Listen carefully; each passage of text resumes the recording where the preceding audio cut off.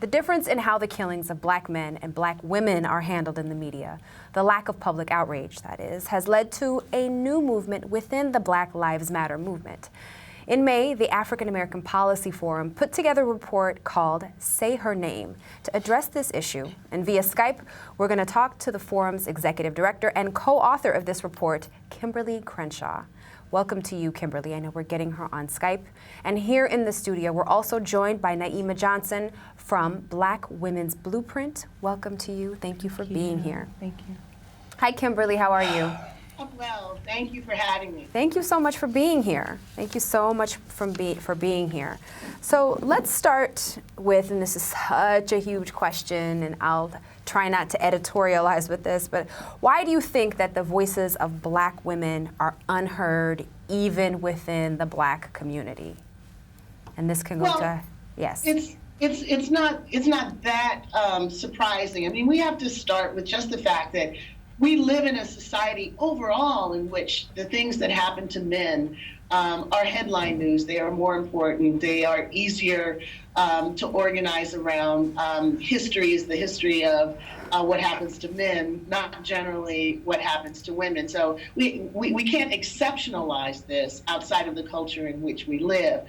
But then if we take it a little deeper, if we just think about how racism in general has been framed in our history, we tend to remember and organize around things that have happened to men or that we imagine only happen to men, like lynching, for example, and things that happen to women like mass rape and other forms of sexual abuse tend not to be at the center of our organizing, at least in terms of the way we remember it.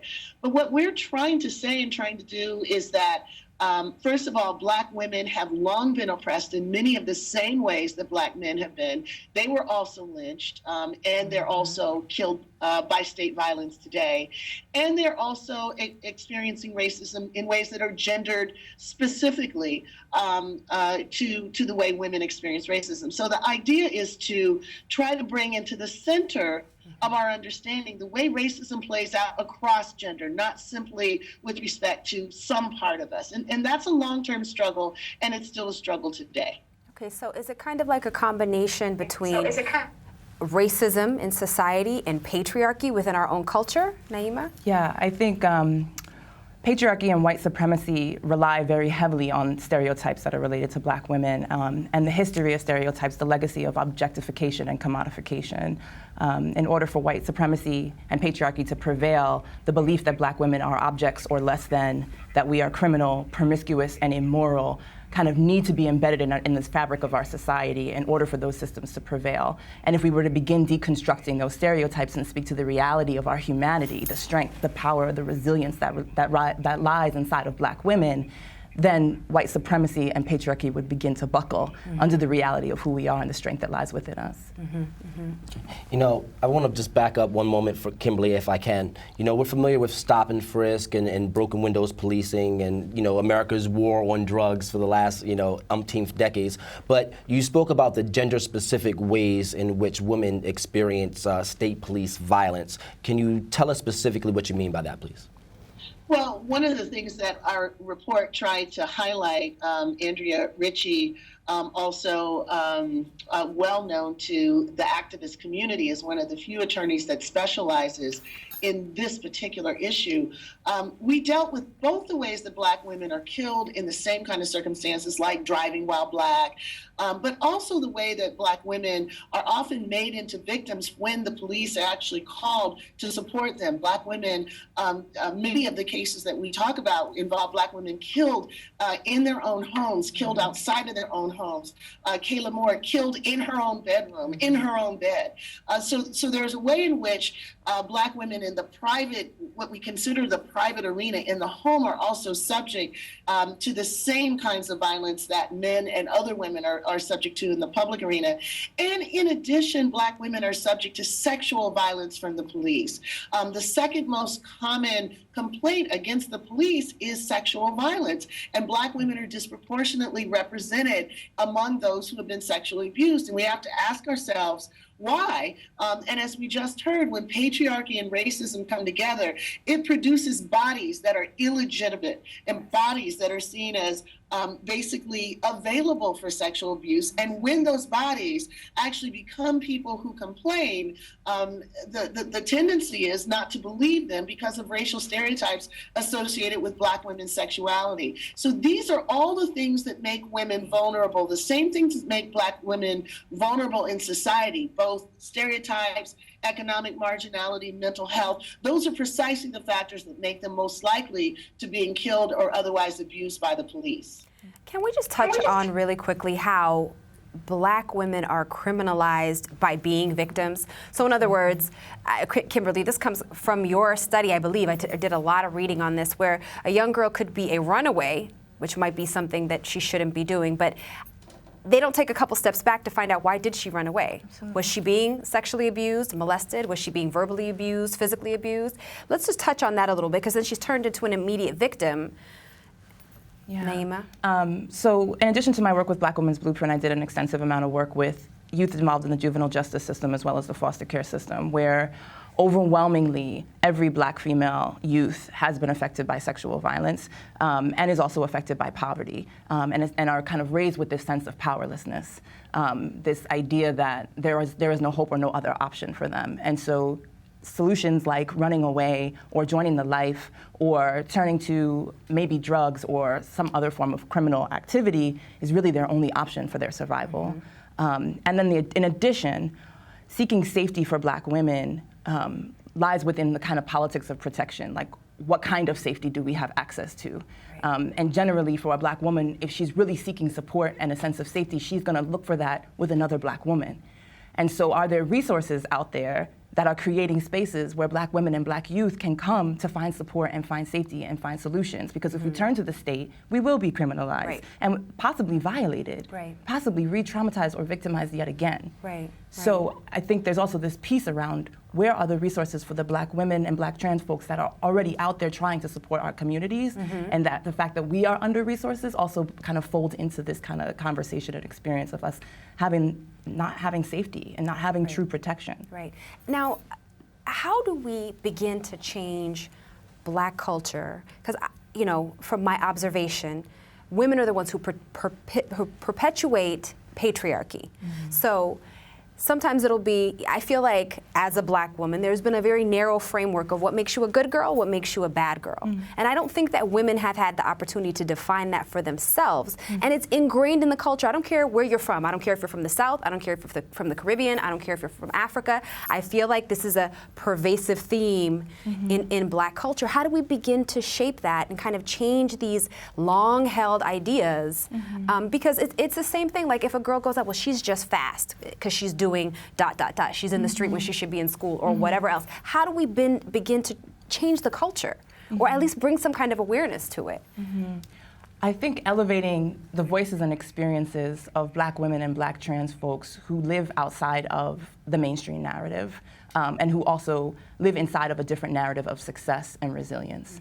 So giving Black youth access to stories of Black survivorship that doesn't look like the Michelle Obamas, or not to say that she's not success, but is that success realistic for a youth who's growing up in poverty with a single parent, without access to so many different resources, whose survival is kind of stitched up in them having to adopt to so many different forms of patriarchy and white supremacy, giving them access to success, stories of success and survivorship that don't fit the mainstream. I think that's one piece, but also us as Black women embodying that and resisting kind of the mainstream culture and ideas of success and accomplishment, showing them that we can work for ourselves, that we can take care of our community instead of working for ourselves, showing them that we can have success that doesn't kind of translate into dollars and cents and capital and material, but to kind of spiritual value and substantive value, that our experiences, our interdependence is a type of success and has a type of richness to it that may not necessarily be quantifiable, but is incredibly qualitative. Yeah.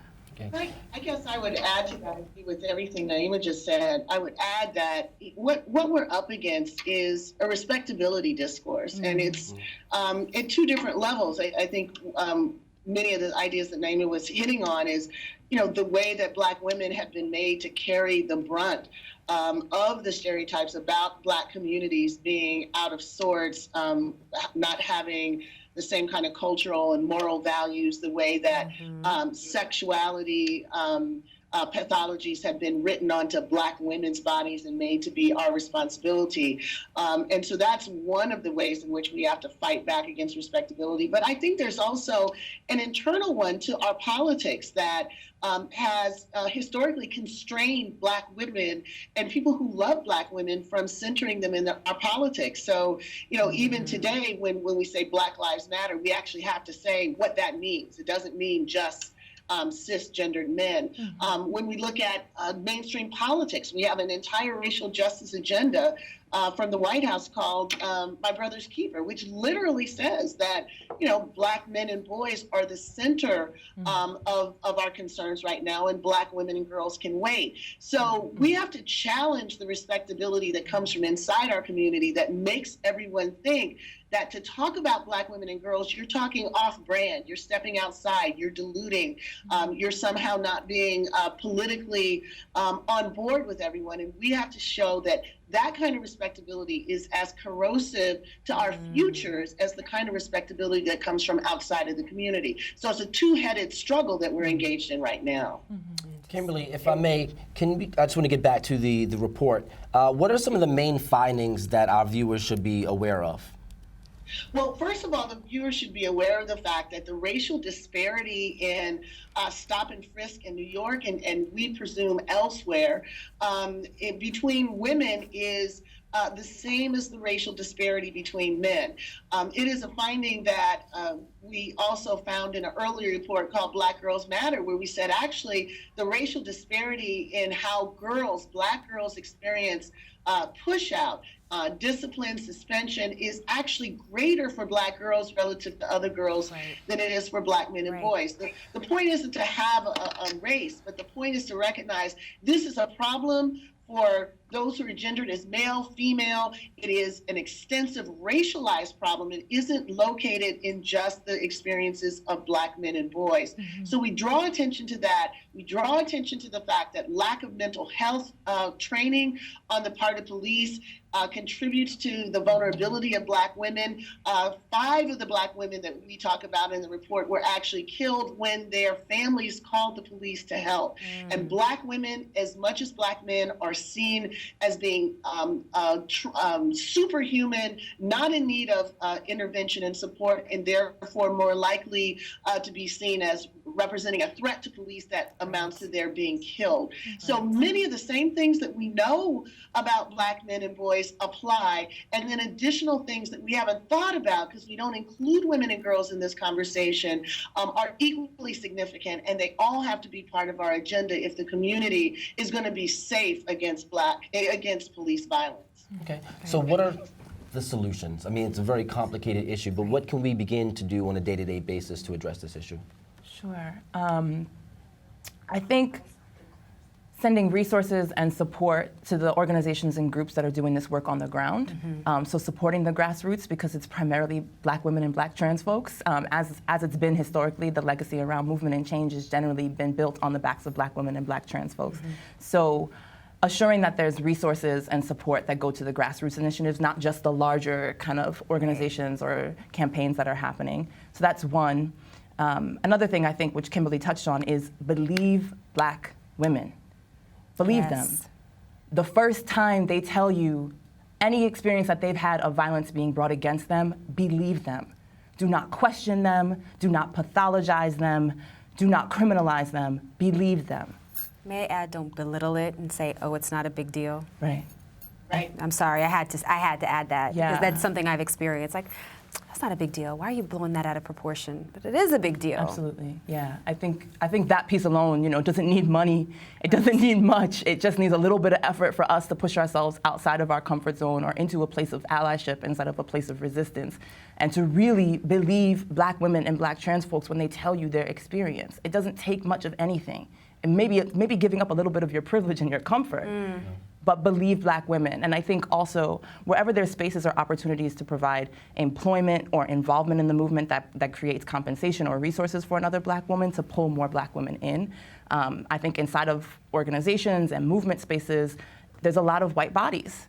And so where is there room for privilege and resources and access to be moved around so that Black women can step inside of the movement in a more powerful way? Because there's many of us out here who are jobless, who are doing this work on a voluntary basis, who are supporting their communities and need access and need resources.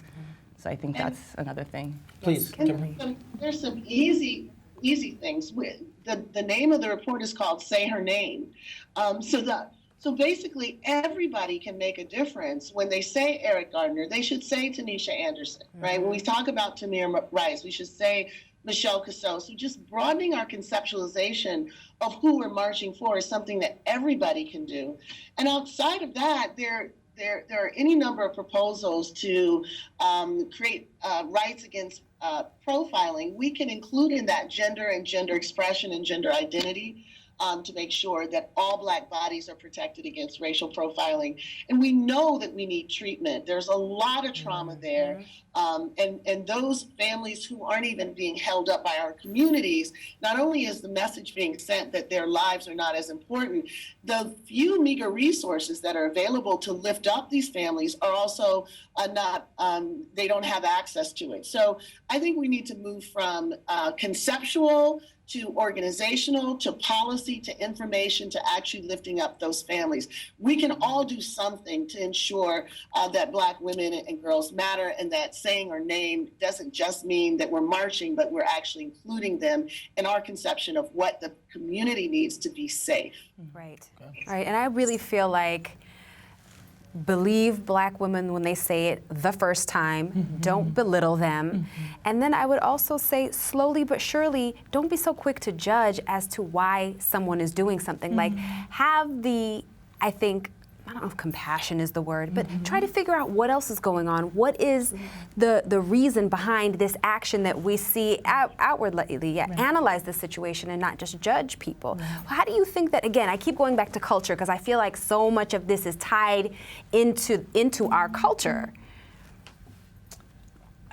Well, one thing that I think is part of our culture that we have to remember is that women are basically categorized into bad girls and good girls. Yes.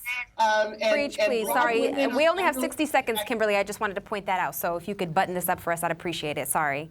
What we need is to understand that Black women have traditionally been the bad girls, and we cannot internalize that and distance ourselves from our own girls and say that they deserve what they get. That's what society has said about us as a people. We shouldn't replicate it with our own women and girls. Perfect. Okay. Thank you so much. Naimah, thank you for being here. Kimberlé Crenshaw, thank you so much. We appreciate you. Say your name. Yes.